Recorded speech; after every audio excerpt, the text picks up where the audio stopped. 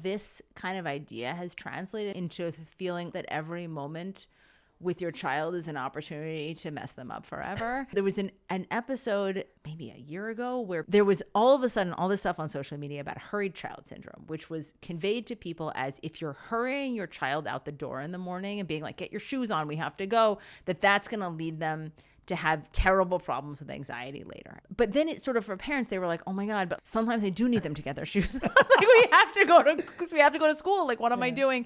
But and it again had this feeling of every moment, every morning when you get out of the house is an opportunity to screw it all up. You could be doing everything perfectly. And then there's that one day where you're like, get your shoes on. And that's it.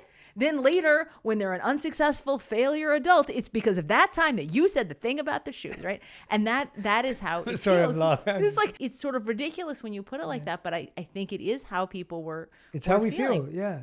And in the end, actually, hurried child syndrome is a totally different thing, completely not at all like this, which is what is it, actually? So it's an idea coined by some guys in the 1970s that if we push kids to do too much like pre-professional sports and just grow up too quickly, that they miss out on some of the fun of childhood. But actually, a very interesting set of issues related to some of the stuff John Haidt has talked about, like interesting set of issues to discuss, completely unrelated to getting your shoes on. There's no evidence that pushing your kid out the door. So I think it was just an example of something that kind of got into the zeitgeist, but is the stuff parents are hearing every day. And I think if we could just dial down a little bit, you'd be like, hey, there are some ways you could mess up your kid, but they're much bigger than these tiny daily choices that you're making.